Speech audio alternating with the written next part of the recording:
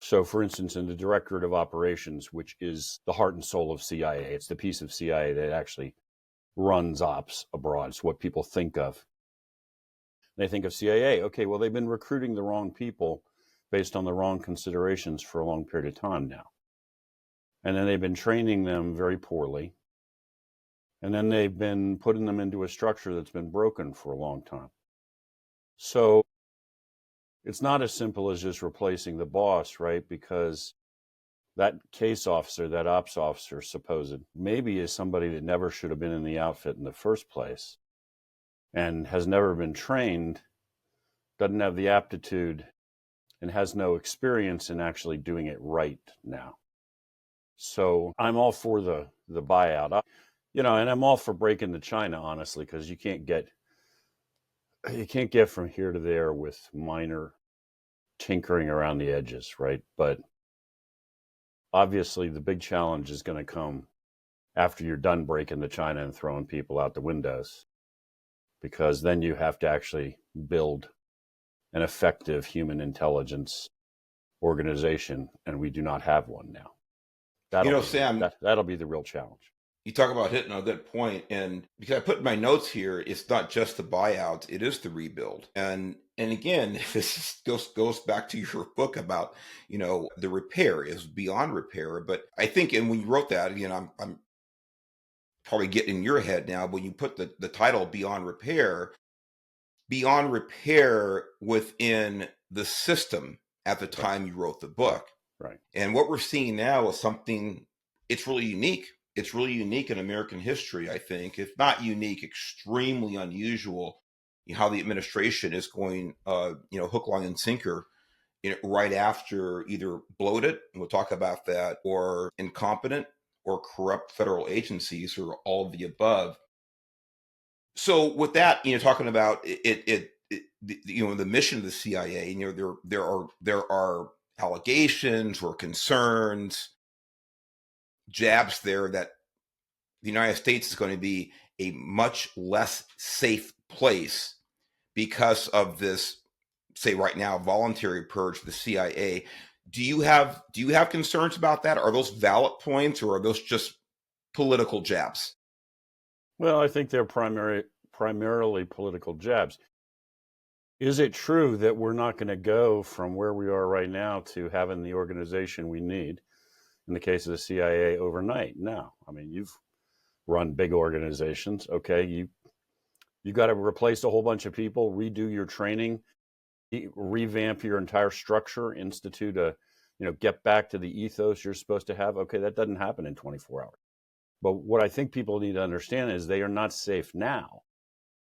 Right? It's not like you have a CIA that is doing its job and now you're going to destroy it, and then when are we going to rebuild it?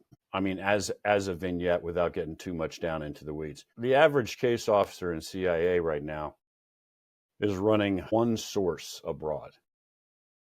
Okay? Obviously, how many sources you run is very dependent on where you are.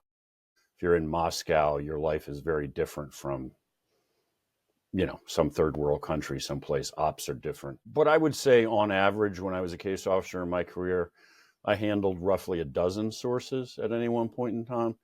That's not counting the new blood you're bringing on, right? The developmental operations, the ops to recruit new sources. So there's nothing atypical about my caseload. So what does that tell you? Well, it tells you that the director of operations barely has a pulse.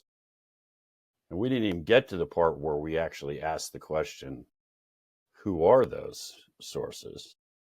Right? Is this guy an Al-Qaeda guy who actually is giving us intelligence like most Americans would think they're getting? Or is he some junior diplomat in some embassy who tells us stuff that you could probably figure out on your own, or you could read on Twitter and it gets passed off as intel? So you do not have an effective human intelligence organization right now. That's true right now. That's where we are. If you think they are going to give you advance warning of nuclear weapons being brought in the United States, or what Putin's going to do next, or what Kim Jong-un's going to do next, forget it. We're That's smoking fantasy. something. That's a movie. It's very interesting, and I'm glad you said that. Well, hell, we're not safe now. So what do? Do we stay in this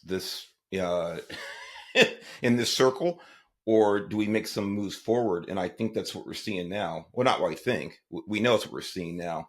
So having said that, we're looking at, I know that the term for the president obviously is 4 years, but effectively, it might only be 2 years in the sense that, maybe the congressional makeup will change. We don't know.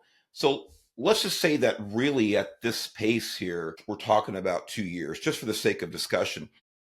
Is that enough time to actually plant the seeds and fertilize the ground and really start rebuilding the foundation of the agency? Yeah, it is, but you better move fast, right? And here's the other critical element, going back to your first point about you break something, okay, you broke all the China, now we got to rebuild this thing. Who's going to do that rebuilding?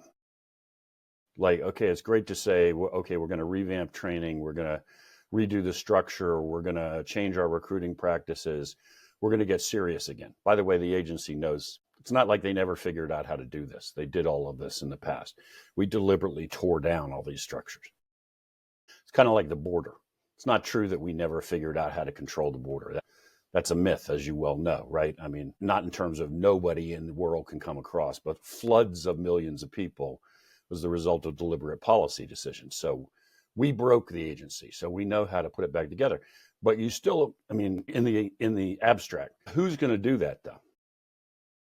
I mean, if you've been promoting people based on considerations that are invalid, promoting the wrong people, to put it simply, for a long time, it's not just your junior personnel, your senior ranks now are filled with folks who themselves don't know how to run serious operations and recruit sources and operate in Pakistan and Afghanistan and all that stuff. So Director Radcliffe, I'm all for what he's done so far. I think he's on the right track. He, and I understand he now has a deputy. Those two guys alone they're not fixing the organization. That's not a slap at them. It's just like, okay, where are you going to find the institutional knowledge and the people to do that? And it's not, we're talking about CIA for obvious reasons, but I mean, the same is going to be true of lots of outfits, right? If you've been filling the top ranks of the FBI for a long time with guys based on political considerations of one kind or another, well, so who's your special agent in charge that's a real hard charging old school guy who's going to take over this thing and fix the place and bring it back to what it should be?